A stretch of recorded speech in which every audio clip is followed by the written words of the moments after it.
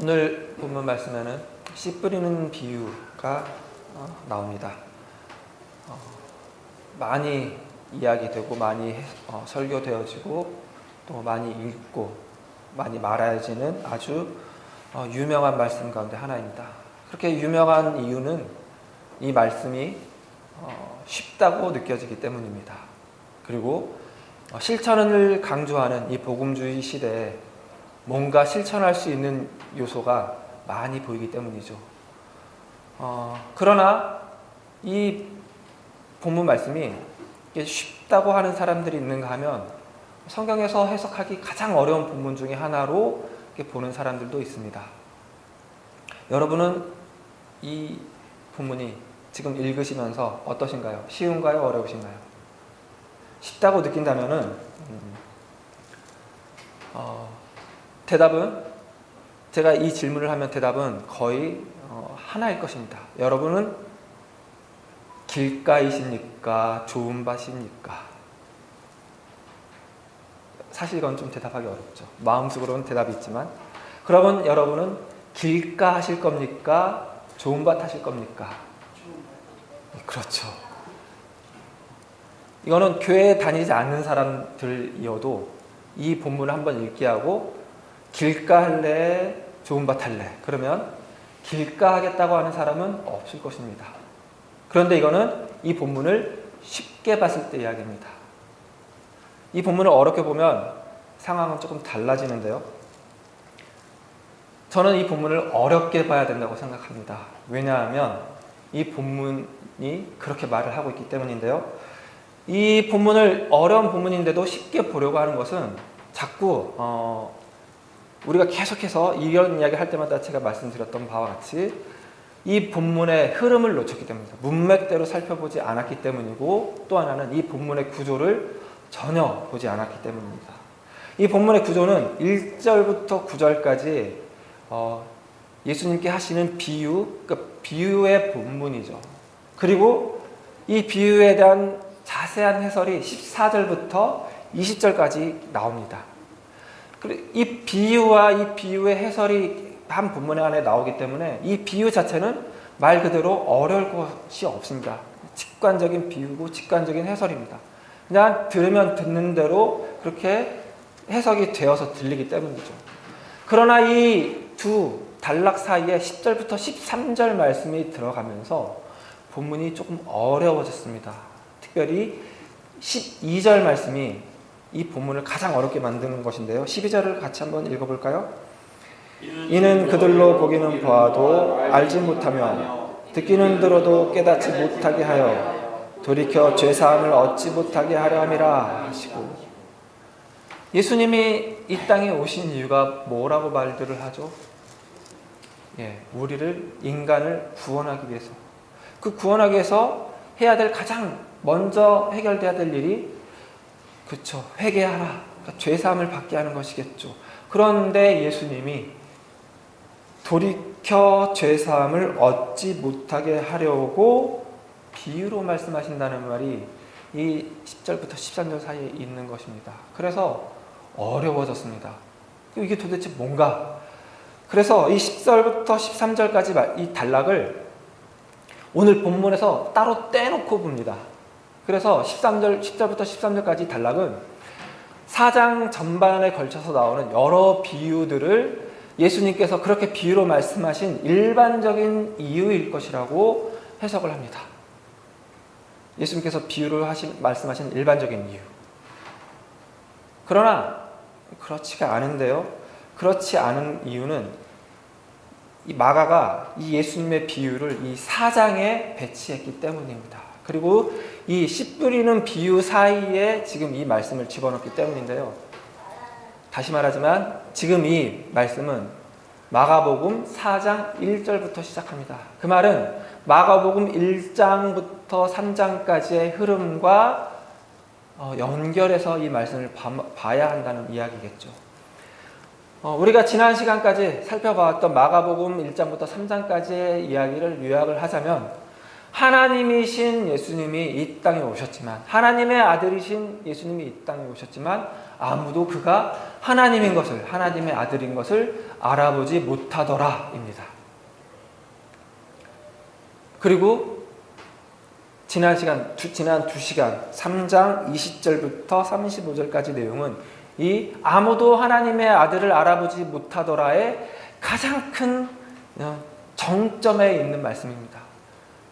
예수님의 어머니인 마리아조차도 하나님의 일하심을 알아보지 못했고, 성경을 가장 잘 알 것으로 기대되는 서기관들도 예수님이 하나님의 보내신 자인 것을, 하나님의 아들인 것을 알아보지 못했다.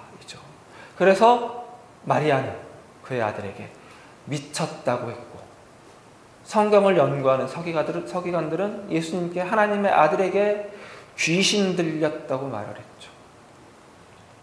그 흐름에 이 본문이 연결이 되어 있는데요. 이 본문이 그 흐름과 연결되어 있음을 표시하는 표현이 10절과 11절 말씀에 나와 있습니다. 먼저 10절을 함께 같이 읽겠습니다. 예수께서 홀로 계실 때 함께한 사람들이 12 제자와 더불어 그 비유들에 대하여 물으니, 이 씨 뿌리는 비유를 같이 소개하는 마태복음과 누가복음에서는 이 부분을, 그러니까 예수님께서 홀로 계실 때 와서 비유를 물어본 사람들을 말할 때 제자들이라고만 말하고 있습니다. 제자들이 예수님께 나와서 그 비유의 뜻을 물어봤다고 말을 합니다. 그런데 마가만 유독 함께한 사람들이 12 제자와 더불어 라고 이렇게 말을 합니다. 함께한 사람들이, 이 함께한 사람들이로 번역된 헬라어 원어는 3장에 한번 나왔었는데요. 3장 34절에 나와 있습니다. 3장 34절에는 둘러앉은 자들로 번역이 됐습니다. 그러니까 둘러앉은 자들 로 번역된 이 말이 오늘 본문에서는 함께한 사람들로 번역이 됐다는 것입니다. 예수님과 함께한 사람들, 예수님 옆에 둘러앉은 사람들, 이 사람들을 예수님이 보라 내 어머니요 내 형제라 라고 했던 사람들이죠. 예수님을 따르는 사람들, 예수님의 확장된 가족인 사람들이 예수님께 찾아와서 그 비유가 무슨 뜻입니까? 하고 물어본 것이죠. 그랬더니 예수님께서 이렇게 대답을 하시는데요. 11절입니다. 같이 읽겠습니다. 이르시되 하나님 나라의 비밀을 너희에게는 주었으나 외인에게는 모든 것을 비유로 하나니.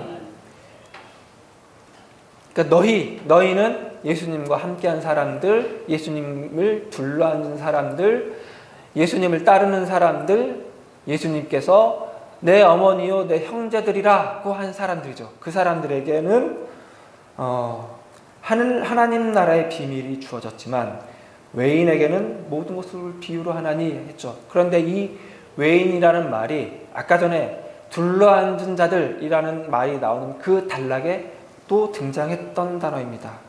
이번에는 3장 31절인데요.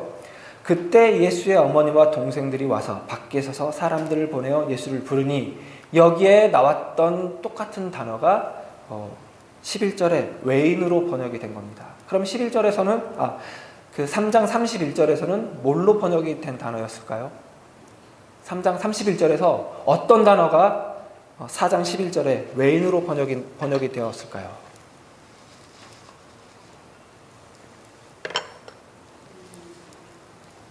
밖에입니다. 밖에.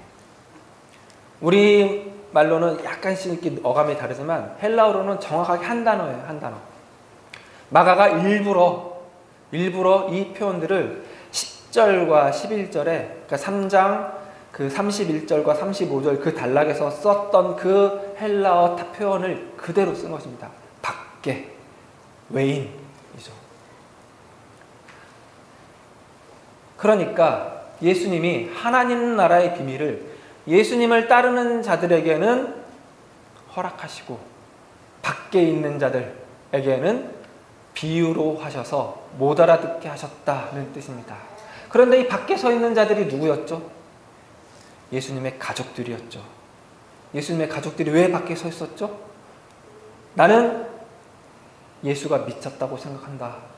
지금 예수가 하는 것을 우리는 동의하지 않는다. 지금 예수가 하는 일에 우리는 동참하지 않는다라는 선을 긋는 행위라고 그랬었죠. 그래서 밖에 있는 것입니다. 그런데 밖에 있는 자들이 예수님의 가족들만 밖에 있었던 것이 아니라 서기관들도 밖에 있었죠. 서기관들도 밖에 서서 예수가 귀신 들린 자라고 말을 했다고 했었죠. 서기관들도 역시 우리는 저 사람이 하나님이 보낸 자라고 인정하지 않는다라는 선긋기였다고 말했습니다. 이들에게는 하나님 나라의 비밀이 비밀로 유지될 것이다 라는 선언인 것이죠. 하지만 안에서 예수님을 따르는 자들, 예수님 둘러앉은 자들, 예수님과 함께한 사람들에게는 하나님 나라의 비밀이 더 이상 비밀이 아니라 공개된 비밀이란 것이죠. 그래서 너에게는 모든 것을 말해주겠다라는 선언입니다. 그런데 이 밖에 있는 자들은 그들이 밖에 있었던 이유가 그들이 하나님을 잘 안다고 생각했기 때문에 밖에 있었다고 했었죠. 자기들이 성경을 가장 잘 안다. 그리고 마리아는 하나님이 하실 일에 대한 그 기대치가 컸고 자기 나름의 자기가 살아온 역사, 문화, 전통, 윤리가 만들어낸 그 가치관으로 하나님의 아들인 예수가 해야 할 일을 미리 정해버렸기 때문에 그렇게 밖에 있었던 것이라고 했었죠. 그래서 이들은 마음이 굳었습니다. 이들은 예수님이 하는 모든 사역과 모든 말씀을 하나님의 아들이 하는 일로, 하나님이 하시는 일로 받아들일 수가 없는 것입니다. 그들의 마음이 두꺼워졌기 때문에. 그런 면에서 이 마가복음 4장 10절부터 13절까지 말씀은 예수님께서 하나님 나라의 일들을 비유로 말씀하시는 것에 대한 일반적인 이유를 이렇게 설명해 놓은 것이 아니라 씨 뿌리는 비유를 축약해서 설명한 것이라고 할 수 있습니다. 그러니까 씨 뿌리는 비유, 어떤 씨는 길가에 뿌려져서 바로 새가 가져간 것, 말씀이 길가에 뿌려졌다는 것은 사탄이 바로 그 말씀을 뺏어가서 숨기지도 못하고 싹도 트지도 못하고 그냥 아무것도 하지 못하는 것이라고 그랬었죠. 그 상태를 이 10절과 11절과 12절 말씀을 통해서 설명을 하시는 것입니다.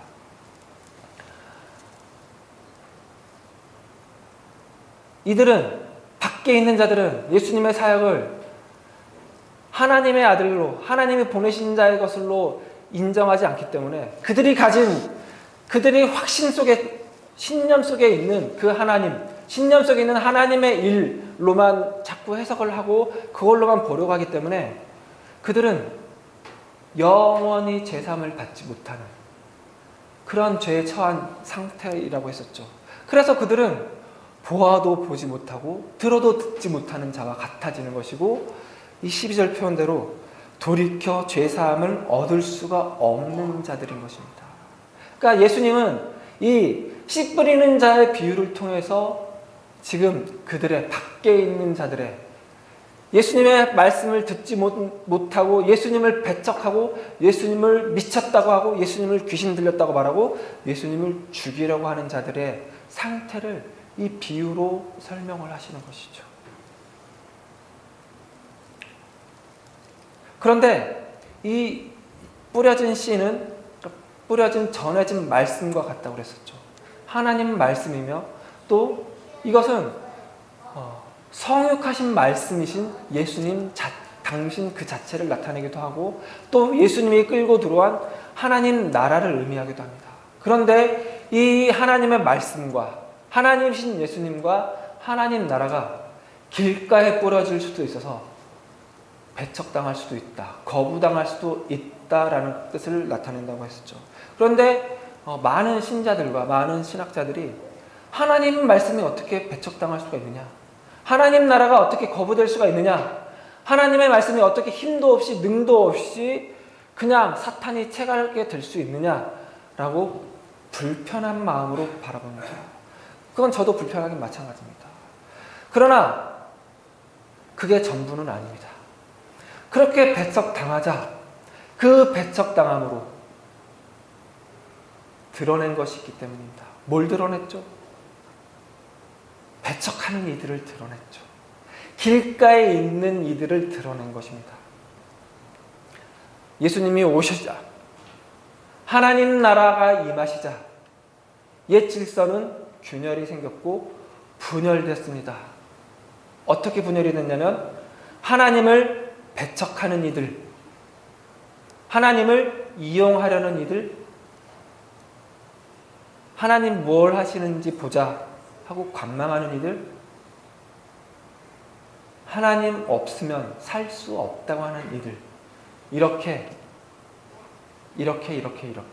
사람들이 분열이 된 것입니다. 그 분열된 것이 하나님 나라의 오심으로 인해서 생겨난 것이고 드러난 것입니다. 이게 하나님의 말씀이, 하나님의 나라가 하는 일이죠. 예수님이 오시지 않았다면 서기관들은 계속해서 성경을 가장 잘 아는 이들이 남았을 것이며, 서기관들은 하나님을 가장 잘 아는 이들로 모든 이스라엘이 인정했을 것이며 자기들 스스로도 그렇게 생각했을 것입니다. 그리고 하나님을 가장 열정적으로 가장 열심히 사랑하는 이들이라고 말했을 것입니다. 그러나 예수님이 오시자 그들의 하나님 사랑은 거짓인 것이 드러났고, 그들이 하나님을 안다고 말하는 것은 하나님을 하나도 모르는 것으로 오히려 증명이 되었죠. 이게 예수님이 오셔서 하는 일입니다. 하나님 말씀이 오셔서 하는 일이죠. 씨 뿌리는 비유가 하는 말이라고요. 씨 뿌리는 비유가 뭘 비유하냐면, 우리는 이런 밭이 있는데 좋은 밭이 되자라고 하자고 예수님이 이 비유를 하신 것이 아니라, 내가 와서 드러낸 세상이 이것이다. 봐라, 옛 질서의 한계이다. 하나님 없는, 하나님을 배척하는 너희의 현실이다. 그러니 하나님이 필요하지 않겠느냐? 그러니 복음이 필요하지 않겠느냐라는 예수님의 선언인 것이죠. 다시 한번 이제 물어볼까요? 여러분은 길가입니까? 돌밭입니까? 가시떨기밭입니까? 좋은 밭, 옥토밭입니까? 여러분은 길가가 되고 싶습니까? 좋은 밭이 되고 싶습니까? 우리는 당연히 길가가 되고 싶지는 않다고 말할 것이죠. 그러나 이 비유의 핵심은, 이 비유를 들은 서기관들과 밖에 있는 자들은 난 차라리 길가 할래 한다는 것이죠. 왜냐하면 예수를 하나님의 아들로, 하나님의 보내신 자로 인정할 수가 없기 때문이며, 예수가 하는 모든 일들이 하나님이 하시는 일이라고 받아들일 수가 없기 때문입니다. 이게 씨 뿌리는 비유의 핵심입니다. 그러나 우리는 예수님께서 진정한 하나님이시며 하나님의 아들로 하나님의 일을 행하신 것이라는 것을 이 성경을 통해서, 그리고 2000년의 역사를 통해서 이미 알게 된 사람들이죠. 그래서 우리가 이미 길가가 아닌 것도 알게 되었습니다. 우리는 더 이상 우리가 혹시라도 길가일까봐 걱정할 필요가 없습니다. 왜냐하면 우리는 모두 길가가 아니길 바라기 때문이죠. 그런 면에서 우리는 서기관들과 이 예수님의 말씀을 들었을 때 밖에 있는 자들로 지칭된 사람들과 확연히 다른 예수님을 따르는 자들이기 때문입니다. 그러니 스스로 염려할 필요도 없고, 우리 교인 가운데 누가 우리 교인을 너무 사랑하는 나머지 저 사람 아직 길가로 남으면 안 되는데 그런 마음 품을 필요조차도 없습니다. 왜냐하면 우리는 모두 하나님께서 불러서 이 자리에 있는 자들이기 때문입니다. 그렇다면 나는 돌밭일까요? 가시덤불밭일까요? 옥토밭일까요? 그건 다음 시간에 보겠습니다. 기도하시겠습니다.